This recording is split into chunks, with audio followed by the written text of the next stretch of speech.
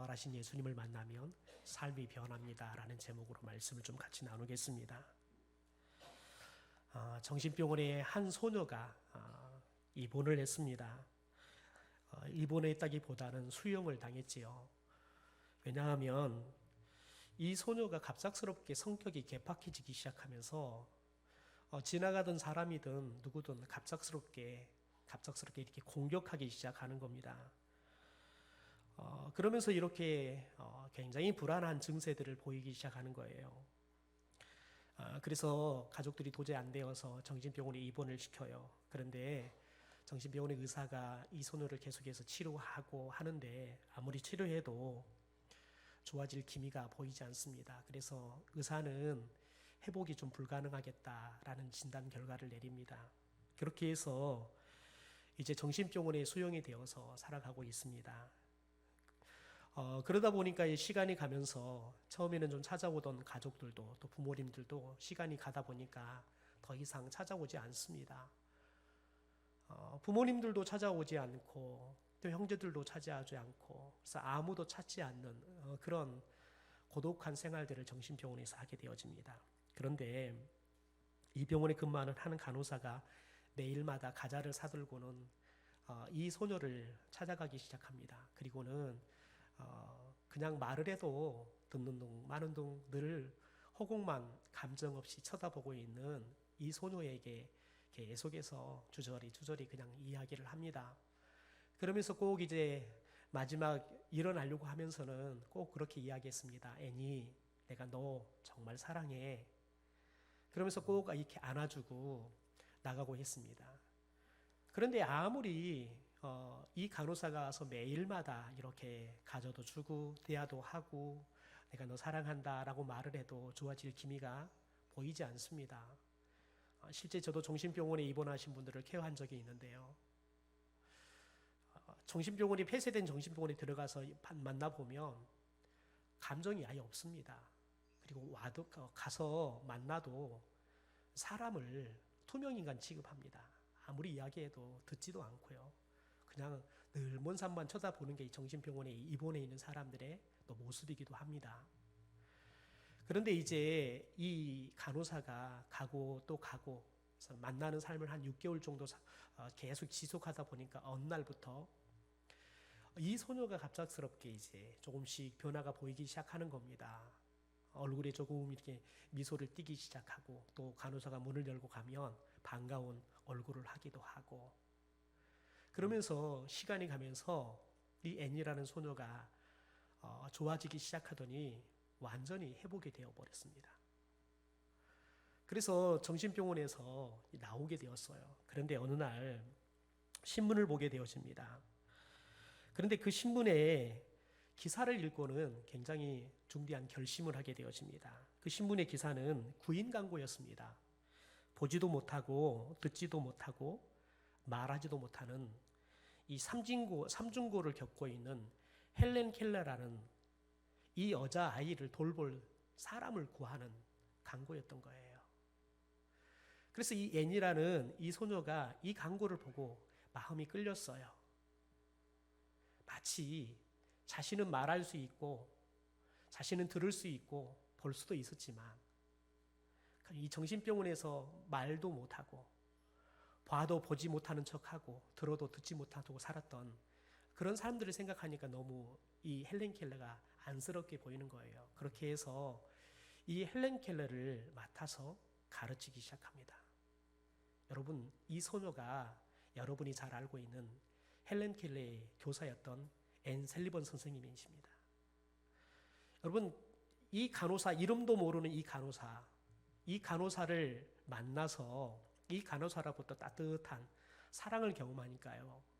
정신병으로 이렇게 사람들과 정상적인 생활을 못해서 가족들에게도 버림받고 정신병원에 살았던 이 여자아이가 정상으로 회복이 되어지는 변화를 경험할 뿐만 아니라 헬렌 켈러라는 여러분 위대한 역사적인 인물로 한 사람을 또 변화시키는 삶을 살게 된 거지요.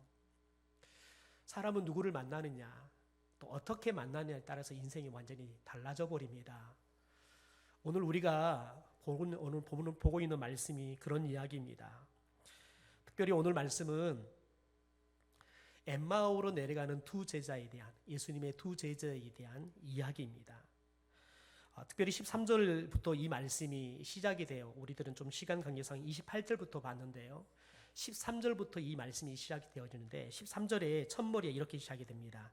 그날에라고 이야기 시작됩니다. 그래서 그날이란 말은 예수님께서 부활하신 날을 말하는 겁니다. 예수님께서 부활하신 날, 이들이 엠마오로 내려갔다. 예루살렘에서 엠마오로 내려갔다 이 말이지요. 그런데 여러분, 이날은 새벽부터 예루살렘에 작은 소동이 일어났습니다. 특별히 예수 공동체 안에는 굉장히 소동이 일어났어요. 왜냐하면 예수님께서, 죽었던 예수님께서 다시 살아났다는 이 부활의 소식이 들렸기 때문에 그렇습니다. 특별히 예수님의 부활을 가장 먼저 목도했던 마리아라는 여인들이 예수님의 제자들에게 와서 예수님께서 다시 살아났다, 우리가 오다가 예수님을 만났다, 이 소식을 전해요. 그런데 어찌된 게 이 두 제자는 이 소식을 듣고 예루살렘에서 떠나서 엠마오로 내려갑니다. 여러분, 엠마오라는 뜻은 뭐냐면 따뜻한 샘, 따뜻한 샘 이런 뜻을 갖고 있어요. 그런데 우리 성경에 보니까 예루살렘에서 엠마오까지 거리가 25리 정도 된대요. 한 11km에서 한 12km 정도 돼요. 그래서 걸어서 가면 한 3시간 정도 걸리는 거리가 바로 이 엠마오를 향해서 가는 거리입니다. 여러분, 그런데 예수님께서 부활했다는 소식을 예루살렘에서 들었는데 어찌된 게 이 사람들이 예수님이 살아났다는 소식을 들었는데도 불구하고 엠마오로 내려가요. 특별히 오늘 말씀을 보니까요, 이 두 사람에 대한 소개를 하는데 두 사람 이렇게 소개하다가 그 중에 한 사람의 이름은 성경이 밝혀주죠. 골로바, 이렇게 골로바다라고 밝혀주는데 한 사람은 이름을 밝혀주지 않습니다. 우리는 이 사람들이 나중에 예루살렘을 올라가서 예수님의 제자들을 만나는 걸 보는데 그때 만나는 제자들이 11명의 제자입니다. 그러니까 이 두 사람은 예수님을 직접 따라다녔던 11명의 제자 말고 다른 제자들이었다는 것을 알 수 있지요. 여러분, 그런데 이들이 예수님께서 살아났다라는 이야기를 듣고도 이들이 엠마오로 내려가고 있다는 겁니다. 여러분, 그런데 도대체 이 사람들은 왜 엠마오로 지금 내려가고 있을까요? 성경은 왜 엠마오로 내려가는지 전혀 이야기해 주지 않고 있습니다. 그러나 우리들이 추측컨대 예수님의 제자들이 예수님이 십자가에 못 박혀 죽고 난 다음에 그들이 대부분 다 고향으로 돌아갔습니다. 그래서 다른 제자들의 행적을 보아서 이들도 아마 엠마오가 고향이어서 그들의 고향으로 돌아갔지 않는가라고 신학자들은 추측합니다.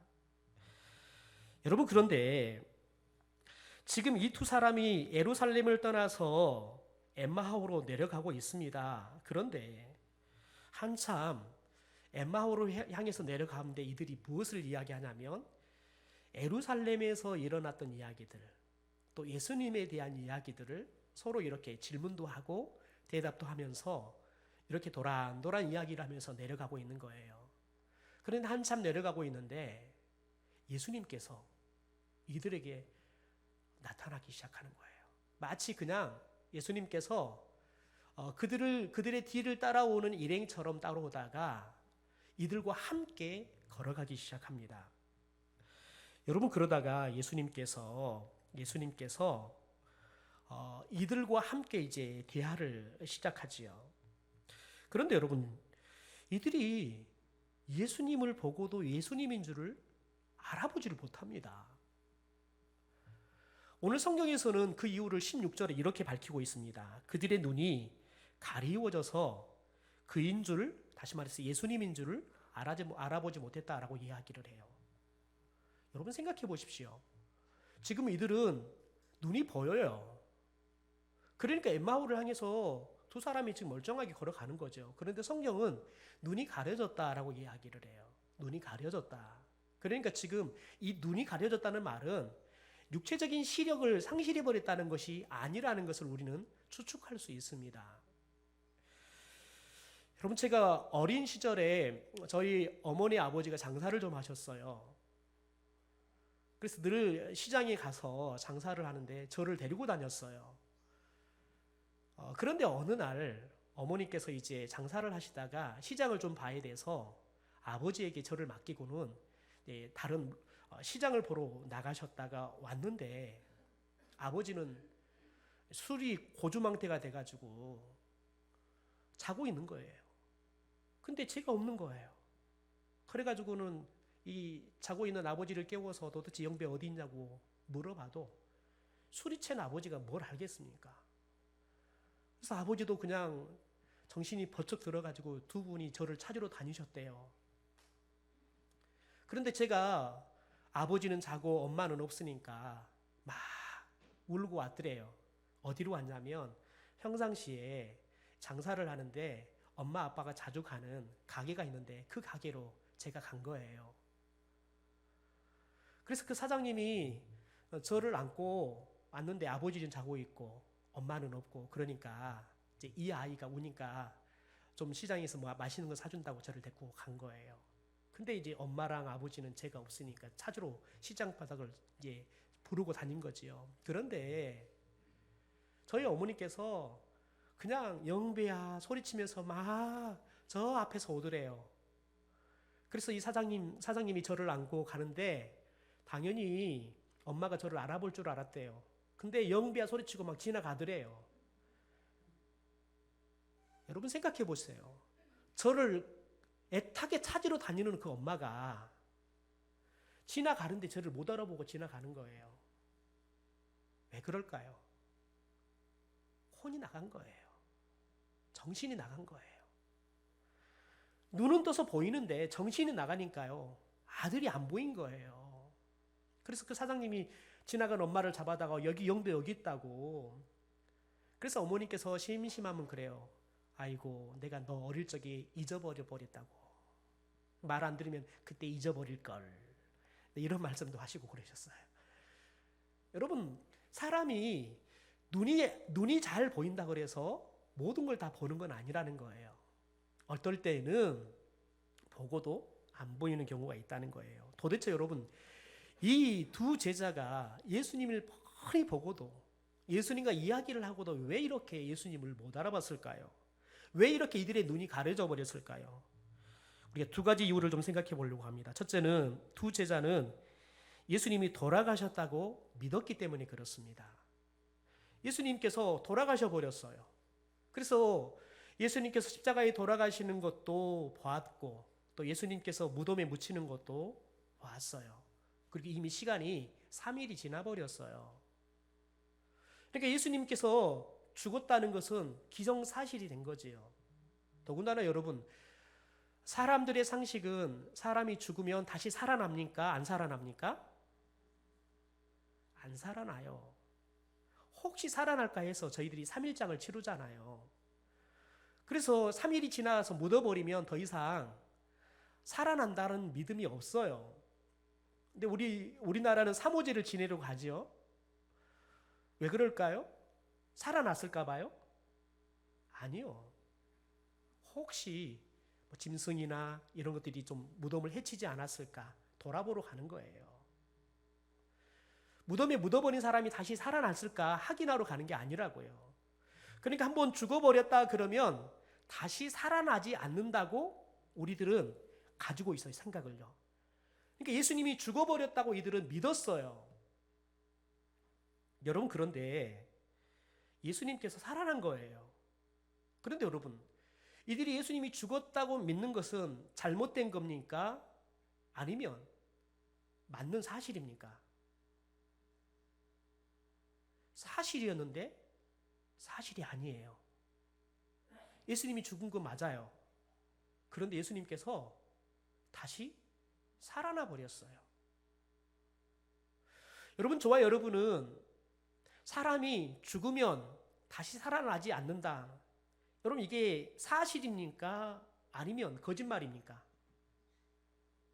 저와 여러분의 관점에서는 사실이에요. 거짓말이 아니다고요. 왜냐하면 사람은 죽으면 살지 않기 때문에 그렇습니다. 만약 살아난다 그러면 여러분 그런 믿음을 가지면 사람들이 어떻게 하던가요? 썩어도 여러분 데리고 있어요. 다시 살아난다고 믿으면요. 우리 종종 뉴스를 통해서 그걸 보잖아요. 여러분, 그런데 사람은 죽으면 살아나지 않아요. 그런데 이게 우리 안에서는 이게 상식이고 여러분 이게 우리들의 기본적인 지식이에요. 진리 같은 거란 말이죠. 그러나 여러분, 예수님께서는 이미 돌아가시기 전에 내가 죽었다가 3일 만에 다시 살아난다라고 이야기했다고요. 예수님의 이 말씀에 빗대면 여러분, 제자들의 이 생각은 그들의 선입관에 지나지 않았어요. 사람들이 모두가 다 동일한 선입관을 가졌다 하지만 하나님의 말씀에 여러분 진리처럼 생각하는 사람들의 그 상식을 말씀에 대보면 그게 선입관에 지나지 않았다는 거예요. 여러분, 사람이 잘못된 정보, 잘못된 선입관을 갖기 시작하면 정상적인 것을 보고도 그것을 정상적인 걸로 알아보지 못하는 문제가 생겨요. 열왕기 6장에 보면 아람 왕이 이스라엘과 전쟁에서 계속해서 대패를 합니다. 그런데 아람은 분명히 이스라엘보다 군대가 훨씬 강합니다. 전차 부대로, 그리고 훨씬 병력도 많습니다. 그런데 여러분, 성경에 보면 아람 군대가 이스라엘 군대보다 훨씬 강하다, 이걸 누가 평가하냐 하면 이스라엘 사람들이 평가를 해요. 그런데 어찌 된 게 이 아람 왕이 참모들을 불러다가 같이 작전을 펴서 우리가 어느 장소에 매복을 했다가 저 이스라엘 왕을 우리가 잡자, 이렇게 작전 회의를 하고 작전을 펼쳤는데 변변히 실패로 돌아가는 거예요.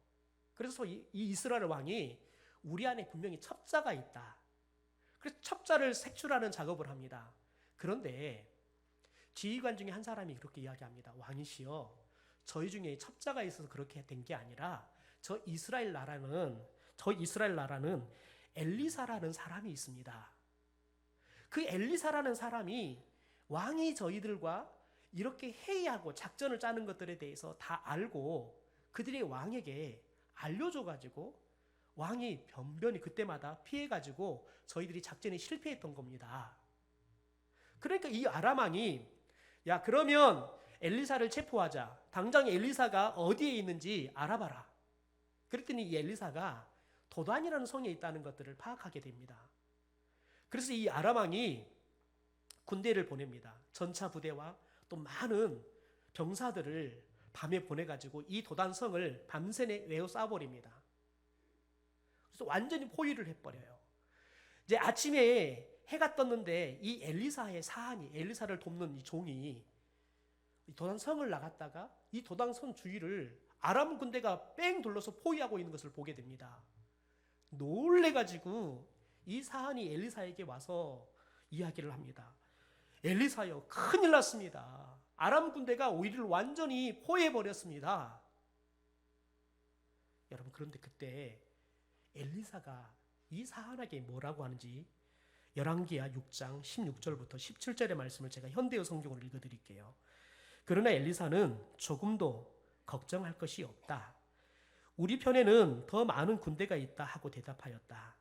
그리고 주님, 이 시종의 눈을 열어보게 하소서 하고 기도하였다. 주께서 이 시종의 눈을 열어보게 하시자 그 성읍이 위치한 온 산에 불말과 불수레가 가득하여 엘리사를 둘러싸고 있는 것이 보였다. 여러분, 엘리사의 눈에는 이게 보여요. 하나님께서 불병거, 더 나아가서는 여러분 불말들, 불수레들을 보내가지고 하나님이 보낸 천사들을 통해서 이 엘리사를 뺑 돌리고 지키고 있는 것이 엘리사의 눈에는 보인 거예요. 그런데 그의 사한의 눈에는 보이지가 않아요.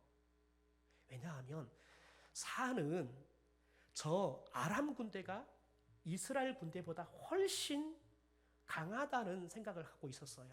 그런데 여러분, 그 생각을 갖고 있었는데 당장 나가서 봤더니 이 아람 군대가 완전히 포위를 하고 있는 거예요. 그 순간 여러분, 아람 군대가 강하다, 그래서 우리는 대피하게 생겼다, 우리 이제 죽게 생겼구나, 이 생각에 머리가 꽉 차버리니까요. 오늘 성경이 보니까 엘리사가 뭐라고 기도해요? 여러분, 시종의 눈을 열어보게 하옵소서.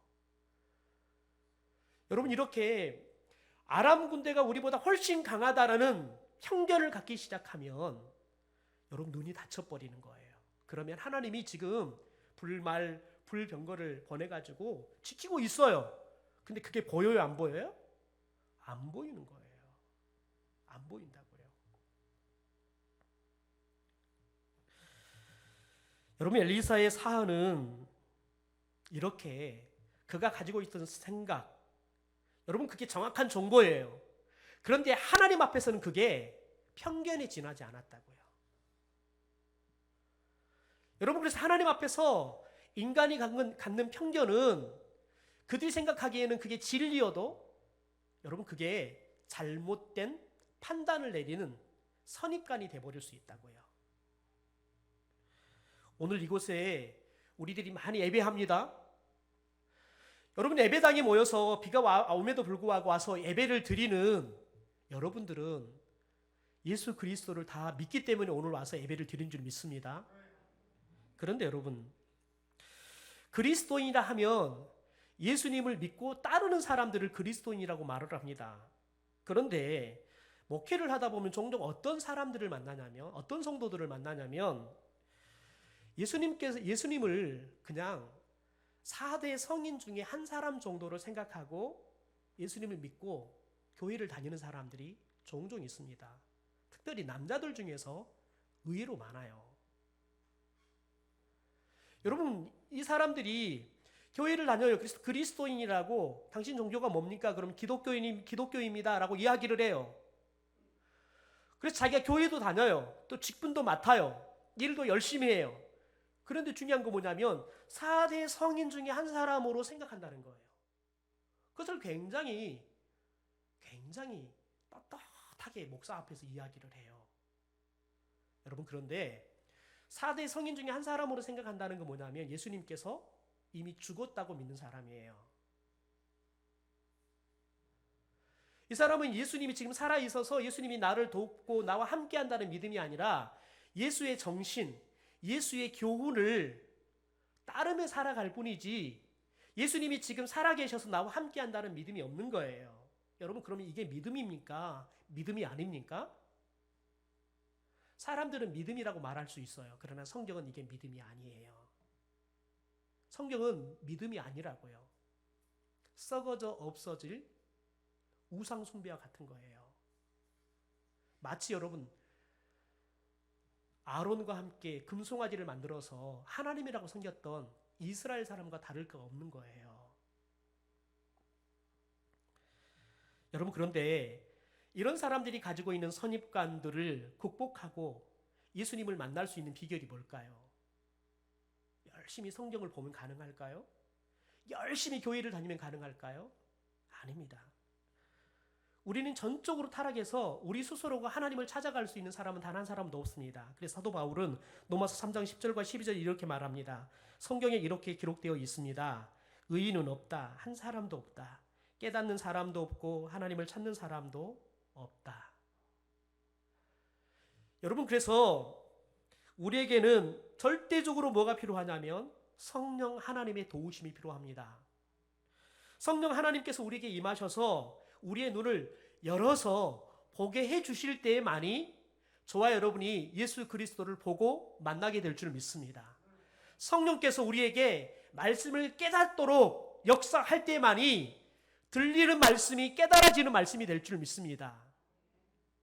여러분, 지금 예배를 많이 드려요. 보니까 한 5분이 좀 주무시고 계셔요. 여러분, 그런데 저는 여러분에게 로고스의 말씀을 여러분에게 선포합니다. 그런데 중요한 건 뭐냐면 성령께서 이 로고스의 말씀을 여러분에게 깨닫게 하고 이게 믿어지게 하면 여러분에게 네마의 말씀이 되는 겁니다. 로고스의 말씀은 기록된 말씀입니다. 저는 이 기록된 말씀을 풀어서 여러분에게 설교하기 위해서 원고로 기록을 했습니다. 그래서 여러분에게 이렇게 지금 전해주는 거지요. 그런데 여러분, 성령께서 여러분을 도와주지 않으면 제가 여러분에게 아무리 큰 소리를 치고 여러분이 귀에다가 소리를 외쳐도 깨달을 자가 한 사람도 없습니다. 성령께서 우리 가운데 역사해 주셔서 우리에게 마치 조명을 비춰주셔서 보여주듯이 우리에게 보여주시고 깨닫게 해줄 때만이 저와 여러분이 하나님의 말씀이 깨달아지게 될 줄 믿습니다. 더 나아가 저와 여러분의 영안이 열려지고 예수 그리스도, 지금도 살아 역사하시는 예수 그리스도가 보여지고 믿어지는 역사가 일어날 줄 믿습니다. 여러분, 고린도전서 2장 10절에 그래서 사도 바울은 이렇게 말합니다. 오직 하나님이 성령으로 이것을 우리에게 보이셨으니 성령은 모든 것 곧 하나님의 깊은 것까지도 통달하시느니라. 여러분, 이 말씀이 우리에게 참 감사한 건 뭐냐면 하나님께서 우리에게 성령을 보내주셔서 이 성령을 통해서 우리가 하나님의 모든 것을 다 깨달을 수 있도록 도와주신다는 거예요. 여러분, 그래서 저와 여러분이 사모하고 또 사모해야 될 것은 뭐냐면 하나님 저에게 성령을 허락해 주시옵소서. 아직 성령을 통해서 거듭나지 못한 성도는 이 시간 성령을 받을 수 있게 되기를 소망합니다. 성령을 통해서 여러분이 완전하게 거듭남으로 예수 그리스도가 지금도 살아 역사하시고 나를 죄로부터 구원해 주시는 구주라는 사실을 믿게 되어지는 역사가 일어나기를 소망합니다. 더 나아가서 그 성령께서 우리 안에 내주에 계시다 그러면 오늘 이 시간 그 성령의 충만함이 여러분 가운데 임하기를 소망합니다. 고린도전서 2장 12절에 이렇게 말합니다. 우리가 세상의 영을 받지 아니하고 오직 하나님으로부터 온 영을 받았으니 이는 우리로 하여금 하나님께서 우리에게 은혜로 주신 것들을 알게 하려 하심이라. 여러분, 하나님은 예수 그리스도를 우리에게 거저 은혜로 주셨습니다. 십자가의 은혜는 여러분 우리가 어떤 공로가 있어서 주는 것이 아니라 하나님께서 은혜로 거저 주셨습니다. 그런데 성령이 오셔서 이 은혜로 주신 모든 것들을 우리에게 알도록 도와주신다는 거예요. 그래서 저와 여러분이 성령이 우리 안에 들어올 때만이 예수님이 살아계심을 보게 될 줄 믿습니다. 성령이 우리 안에 들어오셔서 우리에게 여러분 눈을 열어주시고 귀를 열어줄 때만이 말씀이 들리고 그 말씀이 깨달아지고 믿어지는 역사가 일어나게 될 줄 믿습니다. 둘째, 여러분, 예수님의 말씀에 대해서 이들이 무지했기 때문에 눈이 여러분 닫혀버린 거예요. 두 제자의 이야기를 가만히 듣고 계시던 예수님께서 그들에게 묻습니다. 너희가 길 가면서 서로 주고받고 하는 이야기가 뭐냐? 여러분, 그랬더니 그들이 순간 얼굴에 수푼 기색을 하고 가던 걸음을 멈춥니다. 그리고는 이 그로바라는 제자가 예수님께 반문을 합니다. 당신이 예루살렘에서 체류하면서 요즘 거기서 된 일을 혼자만 알지 못하십니까? 라고 이야기를 해요.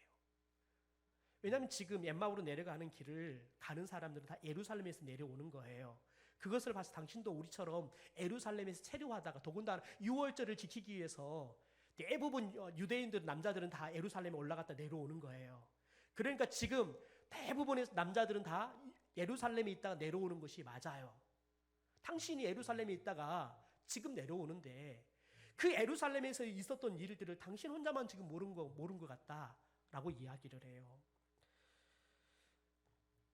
여러분, 그러면서 이 그로버가 예수님께 주저리 이야기를 해요. 예수님에 대해서 이야기를 쭉 해요. 그리고 심지어 예수님께서 부활해가지고 여자들이 오늘 새벽에 예수님께서 부활했다는 것을 보고 우리들의 제자들에게 와서 부활했다는 소식을 전해줬습니다.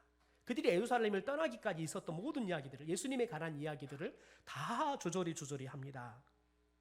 여러분, 그런데 이 그로바의 대답을 보면 예수님에 대해서 잘 몰랐습니다. 예수님의 제자라고 표현하는데 예수님에 대해서 잘 몰랐습니다. 예수님에 대해서 무지했다는 거예요. 여러분, 19절에 보면 이 글로바는 예수님을 메시아다, 그리스도라고 말하지 않아요. 뭐라고 말하냐면 말과 일에 능한 선지자였다라고 이야기해요.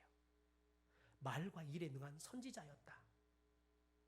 단지 구주 얘기를 우리는 기대를 했다는 거예요. 그런데 구주는 아니었고 메시아는 아니었고 말과 일에 능한 선지자였다. 여러분, 이들이 예수님을 따라다니면서 말씀도 듣고 배웠어요. 예수님이 십자가에 죽으시고 부활한다는 것도 소식도 들었어요. 그런데 왜 눈이 어두워서 예수님을 못 알아봐요? 예수님에 대해서 무지했기 때문에 그러는 거예요. 심지어 예수님의 말씀에 대해서 무지했기 때문에 그러는 거예요. 여러분, 그런데 예수님께서 이 두 사람의 이야기를 꾸짖습니다. 25절에 보니까 현대어 성경을 읽어드릴게요. 그러자 예수께서 그들에게 말씀하셨다. 너희는 그렇게도 미련한 자들이냐? 너희는 애언자들이 성경에 기록한 모든 것이 그렇게도 믿어지지가 않느냐? 여러분 생각해 보세요. 이제 이들이 예수님인 줄 못 알아봤어요. 난생 처음 이 길을 위해서 만난 사람이에요. 그런데 이 사람이 말한 지 얼마 되지도 않았는데 뭐라고 말해요? 이 미련한 놈들아, 비난하는 거예요. 그러면서 자기들은 예수님의 제자였단 말이에요. 이 사람은 예수님에 대해서 이야기도, 예루살렘의 사람을 다 아는데 이 사람은 알지도 못해요. 질문한 거 보니까요. 그런데 이 무식한 사람이 뭐라고 말을 하냐면, 비난을 하냐면, 너희들이 성경에 기록한 그 모든 것들이 그렇게 믿어지지 않았냐 이야기를 해요. 여러분, 여러분에게 이런 이야기를 한다면 여러분 기분이 어떻겠습니까? 저 같으면 기분 나빠서 멱살 잡고, 아니 예수님께서 지금 어떤 일이 있었던 것도 모르는 주제에 지금 무슨 이야기 하냐고 막 싸웠을 것 같아요. 여러분, 그런데 두 제자는 어떻습니까? 잠잠히 예수님이 말하는 것들을 다 듣습니다. 여러분, 이게 하나님의 말씀을 듣는 태도입니다. 마음이 상할 수 있어요. 동의가 안 될 수도 있어요. 그러나 하나님의 말씀을 들을 때에는 묵묵히 하나님의 말씀을 마지막까지 경청할 수 있는 것, 그게 지혜인 줄 믿습니다. 그게 믿음인 줄 믿습니다. 여러분, 그러자 이들에게 어떤 일들이 일어납니까? 예수님께서 27절에 이렇게 이야기합니다. 그리고 나서 예수께서는 모세의 글부터 시작하여 애언자들이 기록해 놓은 구절들을 일일이 인용해 가면서 그 구절들이 무엇을 의미하며 예수 자신에 대해서 무엇을 말하고 있는지를 설명해 주셨다. 그런데 놀라운 변화가 일어납니다. 31절입니다. 우리 함께 읽죠. 시작. 그들의 눈이 밝아져 그인 줄 알아보더니 예수는 그들에게 보이지 아니하신지라. 여러분, 눈이 밝아졌더니 누군지 알아봤어요? 예수님인 줄을 알아봤어요. 그런데 여러분, 예수님인 줄을 알아본 순간 또 놀라운 일이 일어나요. 예수님 어떻게 돼버렸어요? 뿅 사라져 버렸어요. 이해 안 되는 일만 벌어지는 거예요. 여러분 생각해 보세요. 멀쩡히 걸어왔던 사람이, 같이 걸었던 사람이 갑자기 뿅 사라져 버렸다고요. 여러분, 이들이 지금까지 못 알아봤던 예수를 알아보는 것도 신기한 일이고, 알아봤더니 예수님께서 사라져 버렸어요. 이것도 여러분 이해하는, 우리 상식으로 이해할 수 없는 일이에요. 여러분, 놀라운 거 뭐냐면 이미 이들 이전에 어떤 변화가 있었냐면 32절에 그들이 서로 말하되 길에서 우리에게 말씀하시고 우리에게 성경을 풀어주실 때 우리 속에서 마음이 뜨겁지 아니하더냐. 예수님께서 말씀을 들려주기 시작하는데 이미 그들 안에 어떤 일이 일어났어요? 마음이 뜨거워지기 시작했어요. 성령께서 역사하기 시작하니까요, 마음이 뜨거워지기 시작했어요. 여러분, 성령께서 우리에게 역사하기 시작하면 이렇게 우리에게 변화의 역사가 우리의 내면에부터 시작해서 우리의 온 삶 가운데 놀랍도록 일어나게 될 줄 믿습니다. 예수를 모르던 사람들이 예수님을 보게 되고 예수님을 믿게 되어지는 역사가 일어나게 될 줄 믿습니다. 더 놀라운 거 뭐냐면 여러분, 이들이 예수님을 알아보자마자 그들이 다시 예루살렘을 향해서 올라갑니다. 그들의 삶의 방향이 완전히 바뀌어버려요. 삶의 방향이 완전히 바뀌어버리는 겁니다. 여러분, 그래서 예루살렘에 올라가서 무엇을 합니까? 예루살렘에 올라가서 11명의 제자들을 만납니다. 그리고 11명의 제자들이 특별히 베드로가 예수님을 만났던 이야기를 해요. 그 이야기를 듣고 나더니 우리도 엠마오로 가던 길에서 예수님을 만났다. 예수님과 함께 우리가 밥을 먹으면서 예수님께서 기도해 줬는데, 성찬식 마지막 만찬처럼 예수님 기도해 줬는데 우리가 눈이 열려서 못 알아봤던 예수님을 알아보게 됐다. 그런데 예수님은 뿅 사라져 버렸다. 이런 이야기들을 계속해요. 여러분, 그런데 생각해 보십시오. 이들이 다시 삶의 방향이 엠마오에서 예루살렘으로 바뀌어요. 그런데 여러분, 이들이 엠마오로 삶의 방향이 완전히 바뀌는 역사가 일어났는데 예루살렘으로 올라가는 이들의 삶이 평안할까요? 편안한 삶일까요? 축복의 삶일까요? 아니요. 지금부터 핍박이 시작이 됩니다. 고난이 시작이 됩니다. 스데반은 돌에 맞아 죽습니다. 사람들은 살기 위해서 예루살렘을 떠나서 이방 지역으로 가기 시작합니다. 도대체 여러분, 이들에게 무슨 일이 일어나는 겁니까? 여러분, 이들이 부활하신 예수님을 만나니까요, 마음도 변하고 눈도 열리는 변화 역사가 일어나요. 삶의 방향도 완전히 바뀌어요. 그런데 여러분, 그 삶의 방향이 핍박과 고난이에요. 그런데 여러분, 그 길이 사명의 길이에요. 그들이 받던 예수님을 전하는 길이에요.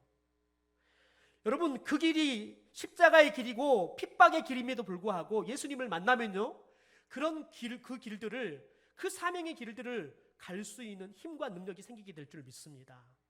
여러분, 저와 여러분이 예수 믿는다는 것은 편한 삶을 산다는 건 아니에요.